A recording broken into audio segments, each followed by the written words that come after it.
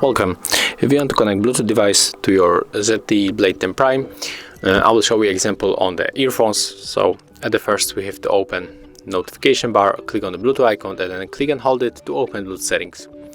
Then we have to move our device into pairing mode. So in most cases you have to just open case or just click the back button.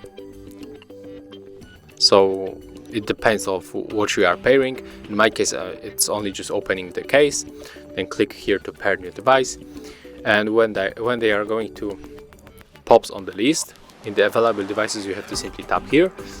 It's sometimes not going to happen, so what you have to do, you have to click this pair button, click and hold, and after a few moments by clicking and holding this button, device will be appears right here. So you can just simply go back and click to pair new device one more time.